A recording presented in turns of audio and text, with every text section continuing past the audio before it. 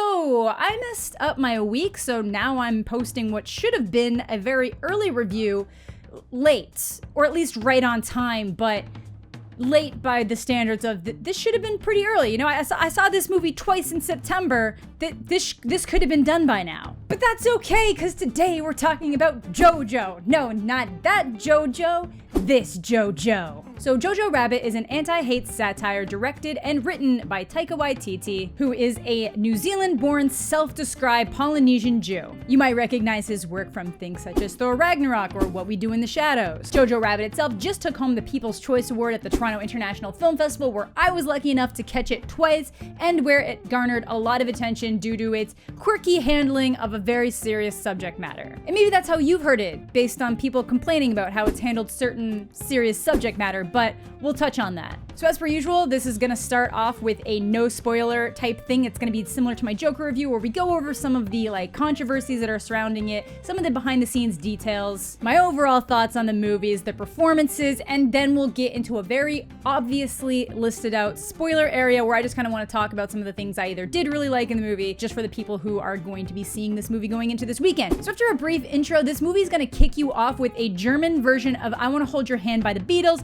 and that essentially sets the tone for what you're about to experience. It's funny, it's heartwarming, and still somehow manages to pack in all that really serious subject matter, despite how ridiculous it is as a film. And it gets ridiculous. So the story itself follows a young boy, Jojo Betzler, as he navigates through the life in Nazi Germany. Enamored with the Fuhrer to the extent that he appears throughout the film as his imaginary friend. And that's probably the point where a lot of people were like, maybe too far, but this is kind of saved by the fact that Waititi, the previously mentioned self-described Polynesian Jew, kind of saves him. And while some people are gonna hate the way that this film deals with the subject matter, if you're on board for the concept, I think you'll really have a great time. This movie deals with hate and how people can fall into ideologies they wouldn't otherwise believe due to their surroundings and the people they're exposed to in a really great way. And it's something that's so easily mirrored in today's society that it was really just nicely laid out in how people can be, dissuade from this kind of behavior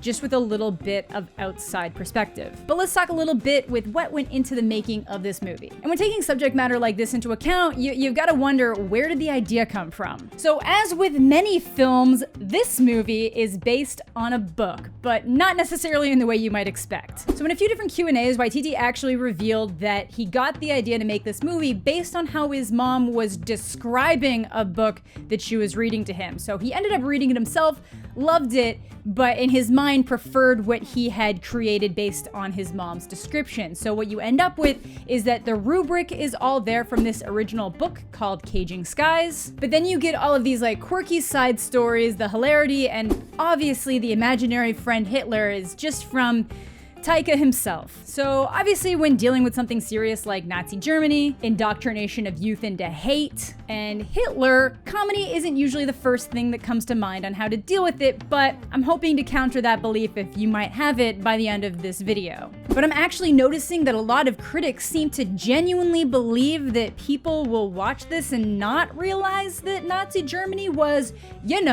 bad, which is just dumb. If you want to say that you didn't necessarily think the satire pushed things far enough, or that it didn't go dark enough or deep enough in certain directions, that's one thing.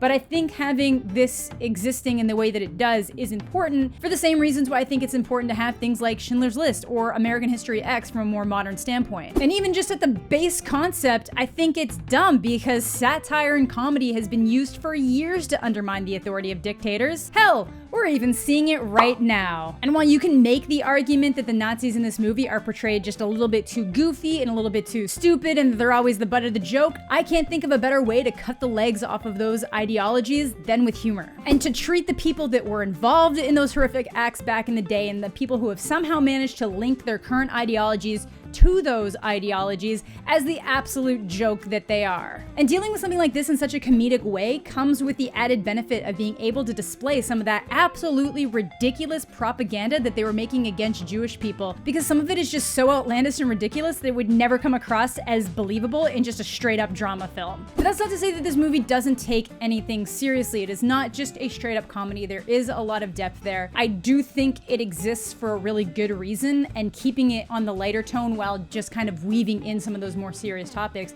makes it more accessible to a younger audience, which I think is actually really important for this type of subject matter. There are some truly heartbreaking and horrific moments in this movie that show the reality of the time. It does an amazing job showing the concept of learned hate and how things like Germany's rise to power wasn't an overnight thing, and it was just something that changed day by day after Hitler came to power. And it was just step after step of ignoring little thing, ignoring the little thing, ignoring the little thing until it grew so big that it took armies upon armies to stop it from happening, and by then, so many atrocities had already been committed. And it's a great reminder that no matter how many times we as a society say never again, that these same atrocities continue to be committed to this very day. And that's why I, and as Taika has displayed in, I think, multiple interviews at this point, truly believe that it's important to continue to tell these types of stories in as many different and unique and interesting ways as possible. But I do really like the benefit of having something that's a little bit more rooted in a comedy to get more people watching it. I think it's really important because if we're not careful, all of those same cycles are just going to continue. Now moving on to the performances themselves, there are so many standouts in this movie. So Roman Griffin Davis, the kid who plays Jojo, was absolutely fantastic. He really managed to portray that idea of like he was just a dumb kid who wanted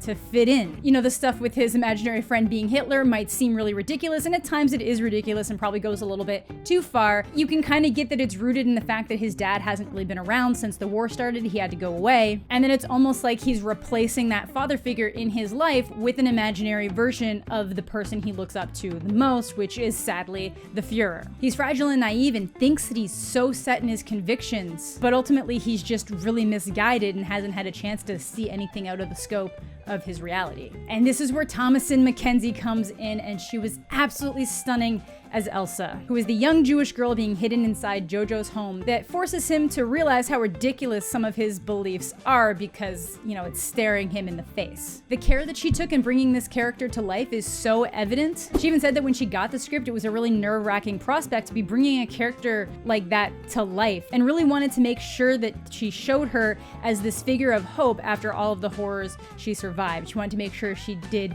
that kind of role justice, and it shows, it definitely does. Then there's Yorkie, who regardless of how you ultimately end up feeling about this movie, you should walk away with Yorkie having stolen your heart. I love this boy. I would die for this boy. And now say what you will about her media relations, but Scarlett Johansson was really amazing in this. She plays Jojo's mother, and there's a real bittersweet nature to her character. She's vibrant, she's fun, she's absolutely full of life, but she's clearly haunted by all the things that are happening around her and just the daunting nature of trying to do the best for her son. She forces Jojo to look at some of the more horrific aspects of the war that he's been romanticizing and just doing her best to keep things together. And according to Taika, she's the most important character in the movie because she's the only one grounded in the reality of what's happening, trying to do the right thing while also trying to make sure she keeps her kids safe, which in this case is letting him just jump headlong into these horrible ideologies. Then when it comes to the Nazi characters, as mentioned, we get a little bit more ridiculous. Sam Rockwell specifically said he played his character as if Bill Murray was a disillusioned Nazi, which I think pretty much says it all. But even he has moments where you know something deeper is happening, and it delivers quite the emotional impact. So overall, I really love this movie. Obviously, all of the comparisons to Taika's Inglorious Kingdom, where it basically kind of feels like Moonrise Kingdom, thrown in to the same universe as Inglourious Basterds, I think is very accurate, but I do think it offers its own space in the genre. It does get a bit too goofy at times, but I do think it manages to ground itself when it needs to. And I just want to point out that it had amazing audience interactions both times I saw it, and I saw this the first time at a press showing, and press doesn't cheer for anything, and they were laughing, they were clapping, they were gasping. That rarely, if ever, happens with any of the press showings I've seen for anything, because they're so jaded, typically. Not always press, but like the industry people. So it was actually a really great experience to have seen that with press and have them be so excited about something, at least just from a pure enjoyment standpoint. And then the second time I saw it with a very large audience, and it was the same thing, just so much genuine enjoyment, lots of laughing, lots of gasping, lots of clapping. So from an enjoyment standpoint, I think you'll have a good time watching it. For me personally, this is a must-see in theaters. It's just shocking how deeply enjoyable it was to watch something dealing with such a horrific topic. I loved a lot of the imagery and the added attention to certain little details that'll come back to hit you in the gut later on. But overall, it's an emotional ride that by the end of it should leave you feeling uplifted. So now we're gonna be defaulting into spoilers. So if you don't want any spoilers, this is the time that you should get out. This is where I just want to talk about a couple of things that I really liked. I will have a point on screen where you should jump to if you don't want spoilers. Okay, so I knew something was coming with those damn red shoes, but I didn't think Taika was gonna do me like that. When Jojo looks up and he just sees those shoes hanging next to his head, and he looks up and confirms to the audience what we all know. Holy shit. I don't remember the last time I felt so immediately hit in the gut. Because up until that moment, Jojo's life seemed pretty safe. You know, other than blowing himself up, and other than the fact that you get the clear attention that, you know, the war is kind of collapsing in on his city around him, he still seemed pretty safe. But the audience as a whole got hit by this. When I'm talking about the gasps, this is what I mean. Like, this is a movie I'm gonna tell my mom to watch, and then she's gonna get mad at me for putting her through that. I loved it. I hated it. Thanks, Taika. I really liked the aspect of having, you know, the girl. This isn't even a spoiler, but I know that I didn't watch the second trailer, so I actually had no idea that there was the side section of this movie that had, you know, the Jewish girl hiding in the attic. I really liked that addition. I liked how she kind of went along with him being an idiot for a while, and then ultimately had the breakdown of, you know, you're just a kid. You're just a kid who believes things because he doesn't know any better and he just wants to fit in, and it's such an honest thing to say.